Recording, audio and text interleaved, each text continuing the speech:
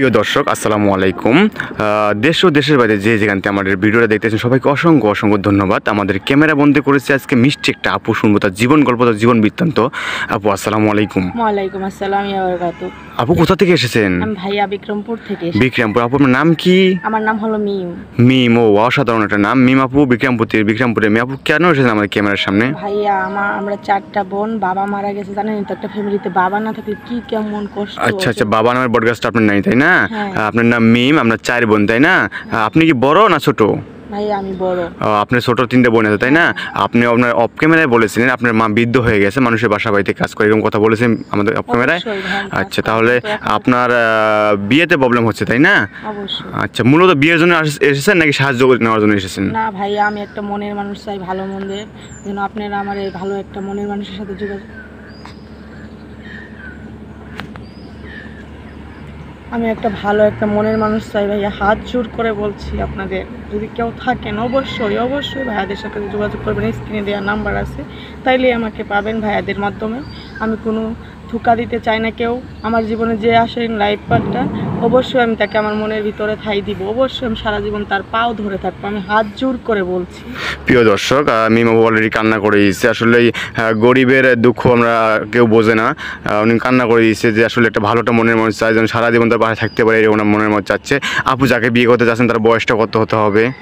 তার বয়স যদি 45 বছরও তাও কোনো সমস্যা নেই, আমি ওরা হাত জোর করে বলছি। তার বয়স যদি 50ও তাও কোনো সমস্যা নেই, দুটো বেবি থাকলে কোনো সমস্যা নেই। প্রিয় দর্শক, মিমার সাথে যোগাযোগ করতে চাই। মিমার কোনো পার্সোনাল, আপু আপনার পার্সোনাল নাম্বারটা বলুন তো একটু।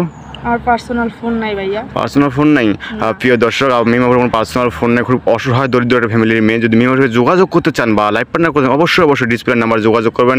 এটা ইউটিউব চ্যানেল কর্তৃপক্ষের নাম্বার, ডিসপ্লে নাম্বার যোগাযোগ করলে আমাদের সাথে কথা বলে আমরা মিমার সাথে যোগাযোগ করিয়ে দেবো। মিমা অযথা কেউ ভিডিও করলে বিরক্ত করবেন না, তাহলে ব্লক মারতে বাধ্য থাকবো। আমি আবারও বলছি, এটা ইউটিউব চ্যানেল কর্তৃপক্ষের নাম্বার, এটা মিমাপুর নাম্বার না। আমাদের সাথে যোগাযোগ করলে মিমার সাথে যোগাযোগ করিয়ে দেবো।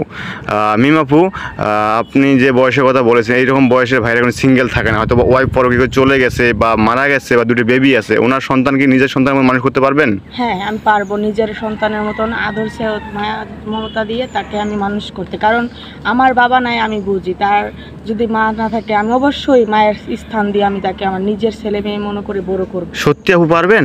অবশ্যই আমি পারবো না কেন? সত্যি বিয়ে করবেন? অবশ্যই সত্যি আমি বিয়ে করব। প্রতারণা করবেন না তো? না।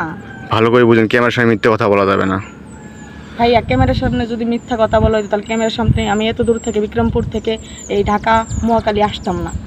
প্রিয় দর্শক, আসলে আপুর অনেক কষ্ট করে আমাদের ক্যামেরার সামনে আসছিল, অনেক কষ্ট করে আসছে। মাত্র যখন বাইর থেকে বের হয়েছিল 200 টাকার বিনিময়ে বের হয়েছিল।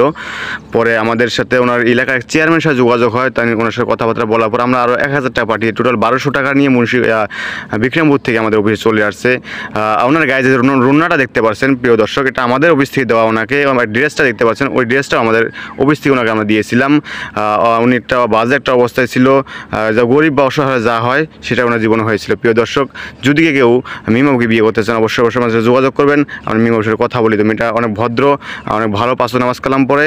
তো এই কথা বলেই আজকের মধ্যে এখানে বিদায় নিচ্ছি। সবাই সুস্থ থাকবেন, ভালো থাকবেন। আল্লাহ হাফেজ।